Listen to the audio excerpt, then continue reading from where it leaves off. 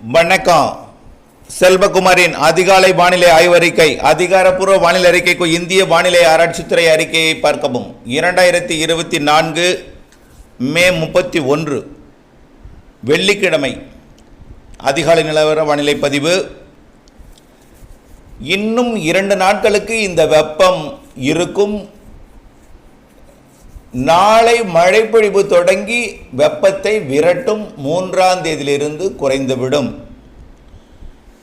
தலைப்புச் செய்தி இது. நேற்றைக்கு அதிகபட்ச வெப்பநிலையாக திருத்தணியில் 42.5 அதாவது 107.5 டிகிரி ஃபாரன்ஹீட் பதிவாகியது. வேலூரில் 41.5 106.7 டிகிரி ஃபாரன்ஹீட்டும், சென்னை மீனம்பாக்கத்தில் 41.9 டிகிரி செல்சியஸ் அதாவது 105.8 டிகிரி ஃபாரன்ஹீட்டும் பதிவானது. அதாவது வட உள் மாவட்டங்களில் உச்சபட்ச வெப்பநிலையும் புதுச்சேரி பரங்கிப்பேட்டையில் கூட பிச்சாவரத்தில் கூட 40 டிகிரி செல்சியஸ் அதாவது 104 டிகிரி ஃபாரன்ஹீட் 104. பிச்சாவரம் கூட, பரங்கிப்பேட்டை கூட, புதுச்சேரி கடலூர் கூட 104 டிகிரி, மதுரை கூட 104.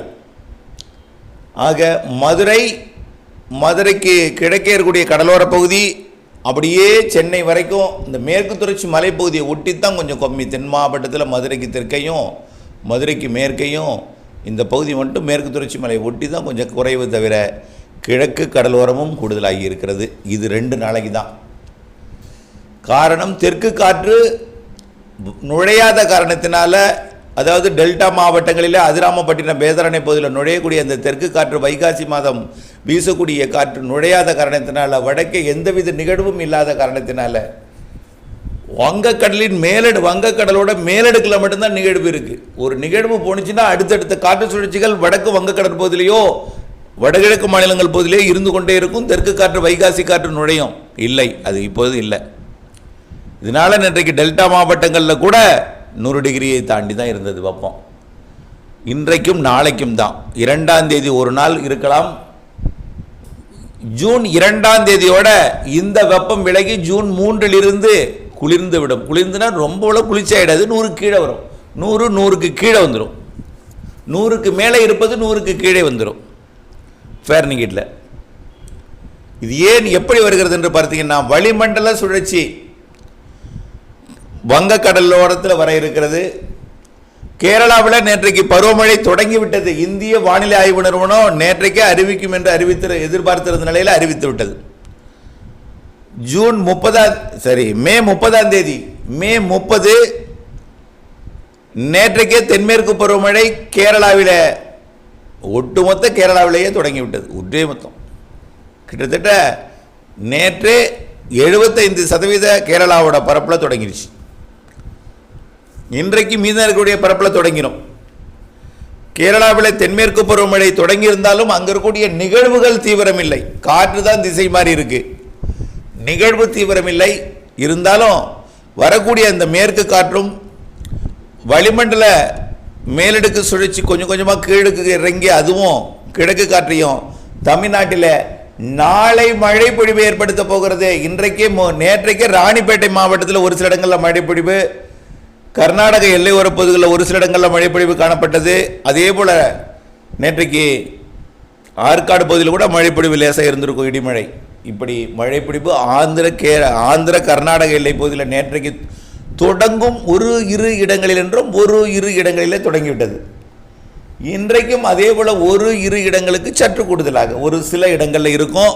ஆனால் நாளை தான் மழையே. நாளை அனைத்து உள் மாவட்டங்கள், கேரள, கர்நாடகா, ஆந்திர எல்லையோர மாவட்டங்கள்லையும் திருவள்ளூர் கிடையாது, திருவள்ளூருக்கு மேற்கு இருக்கக்கூடிய மாவட்டங்கள், திருத்தணியிலேருந்து மங்களூர் வரைக்கும் உள்ள பகுதி, அதே போல் ஒட்டுமொத்த கர்நாடக எல்லையோரம், கேரள எல்லையோரம் நாளை நல்ல மழைப்பொழிவு இருக்கிறது நாளையே. ஆனால் இடி மழைப்பொழிவு தான். தென்மேற்கு பருவமழை என்பது கேரளா, கர்நாடகா, தமிழ்நாடு தவிர்த்த பிற மாநிலங்களுக்கு தான் தென்மேற்கு பருவமழை. தமிழ்நாட்டிலே மேற்கு தொடர்ச்சி மலையிலையும் அணைகள் நீர்பிடிப்பு பகுதிகளில் மழை இருக்கும். வலுவாக இருக்கும் பொழுது கணவாய் பகுதிகளில் கொஞ்சம் சாரல் வரும். ஆனால் இன்னும் வலு பெறவில்லை. பருவ காற்றும் பருவ சாரலும் தொடங்கி இருக்கிறது. கேரளாவில் மழையும் தொடங்கி இருக்கிறது. ஆனால் வலு இல்லாத ஒரு நிகழ்வு காரணமாக, ஒரு வளிமண்டல சுழற்சி காரணமாக தான் தொடங்கியிருக்கு. ஆகவே இந்த மழை தமிழ்நாட்டிலே வெப்பசலன மழைக்கு சாதகம். வளிமண்டல சுழற்சி வெப்பச்சலனம் காரணமாக இடிமழை பொழிவு, தென்மேற்கு பருவமழை காற்று, தென்மேற்கு பருவ காற்று வருகை காரணமாக அதில் இருக்கக்கூடிய காற்று லேச ஈரத்தில் காற்றில் இருக்கக்கூடிய ஈரம் லேசாகி மேலெழுந்து கிழக்கு காற்று எதிர்ப்பை சந்தித்து உள் மாவட்டங்களிலே நாளை ஜூன் 1 ஆங்காங்கே மழைப்பிடிப்பை தொடக்கும். இதில் வங்கக்கடலோரம் 1 நேற்றைக்கு அறிக்கையில் எதிர்பார்த்திருந்தோம். 1 வாய்ப்பு குறைவு. அப்படி இருந்தால் குறைந்த பரப்பில் இருக்கும். கோடியக்கரை முனைக்கெல்லாம் 2 தான் வாய்ப்பு இருக்கு. 1 வரலாம், அதுக்காக இல்லை என்று சொல்ல முடியாது. இன்றைய மாலை அறிக்கையிலையும் நாளை காலை அறிக்கையிலையும் அதை துல்லியமாக அறிவிக்கிறேன். ஆனால் டெல்டா கடலோரம் கோடியக்கரை முனை வரைக்கும், அதே போல் தென் மாவட்ட கடலோரம் ராமேஸ்வரம் முனை வரைக்கும், தனுஷ்கோடி வரைக்கும், அதே போல் வட கடலோரம் திருவள்ளூர் பழவேற்காடு முனை வரைக்கும் உள்ள பகுதிகளுக்கு மழை கொடுக்கும் நாள் 2 3 4 5 சற்று வடக்கே விலகி இருந்தாலும் வளிமண்டல சுழற்சி, மேலும் ஒரு வளிமண்டல சுழற்சி 5 6 7 தேதிகளில் வந்து மழை பொழிவை கொடுக்க போகிறது. ஆக ஜூன் முதல் வாரத்தில் அடுத்தடுத்த 2 வளிமண்டல சுழற்சிகள் தென்மேற்கு பருவக்காற்றுடன் இணைந்து தென்மேற்கு பருவக்காற்றில் இருக்கக்கூடிய ஈரத்தால் வெப்பத்தால் லேசாக்கி மேலே எழுப்பக்கூடிய அந்த அமைப்பை எதிர்த்து தமிழ்நாட்டில் வெப்பசலன இடிமழை பொழிவை கொடுக்க இருக்கிறது. ஜூன் 1 நாளை உள் மாவட்டங்கள், 2 பாலக்காட்டு கணவாய் உட்பட வங்கக்கடல் ஓரம் உட்பட 2 ஒதுக்கித்தான் ஒதுக்கும் இடத்துல அடுத்தடுத்த நாள் இருக்கும். 1 கொஞ்சம் தீவிரமாகும். 2 நல்ல ஒரு தீவிரமாக இருக்கும். 3 ஆந்திர கர்நாடக பகுதிகளுக்குள் போய் மழை பொழிந்து கொண்டிருக்கும். 4 அங்கேயே தான் இருக்கும். 5 புதிய காற்று சுழற்சி காரணமாக மேலும் ஒரு வலுவான மழைப்பொழிவை, பரவலான மழைப்பொழிவை 5 6 7 தேதிகளில் மீண்டும் வந்து அடுத்த காற்று சுழற்சி கொடுக்க போகிறது. ஆக காற்று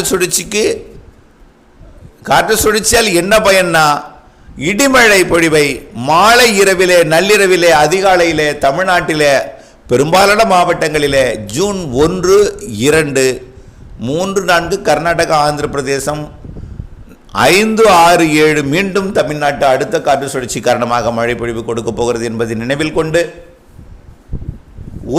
ஒதுக்கித்தான் மழை பொழியும். பெய்யும் இடத்துல வலுத்த பலத்த மழை இருக்கும். அருகருகே குறைவான மழை இருக்கும். அருகருகே ஒதுக்கி இருக்கும். ஒதுக்கி இருக்கக்கூடிய இடத்துல 1 ஒதுக்கி இருக்க இடத்துல 2 பொழியும். 2 அப்புறம் 5 6 7 தான் தெரியுது. கர்நாடகாவிலையும் கேரளாவிலையும் ஆந்திர பிரதேசத்திலையும் 3 4 இருக்கும் என்று எதிர்பார்க்கப்படுகிறது. அந்த 3 4 மழை ஆந்திர எல்லையோர மாவட்டங்களுக்கும் இருக்கலாம். ஆனால் 1 விட 2 தான் பரவலாக இருக்கும். 2 வரை இந்த சுற்றின் மழைப்பொழிவிற்கும் அடுத்த சுற்றின் மழைப்பொழிவிற்கு 5 6 7 தேதிகளில் 6 மையமாக வைத்தும் தொடர்ந்து வானிலை அப்டேட்ஸுடன் இணைந்திருந்தும் மாறுதல் அறிந்தும் பணி செய்து லாபமடைய அன்போடு கேட்டுக்கொள்கிறேன். அனைத்து மாவட்டங்களுக்குமான பரவலான மழைப்பொழிவு காற்று பகுதிக்கும் கடலோர பகுதிகளுக்கும் கடலோர காற்று பகுதிக்கும் 2 ஒதுக்கி ஒன்றே கிடைக்கும். 2 கொஞ்சம் கூடுதல் பரப்பு, அதில் ஒதுக்கினாலும் 5 6 7 தேதிகளில் இன்னும் மழை பொழிவு இருக்கிறது என்பதை நினைவில் கொண்டு பணி செய்யுங்கள். நன்றி.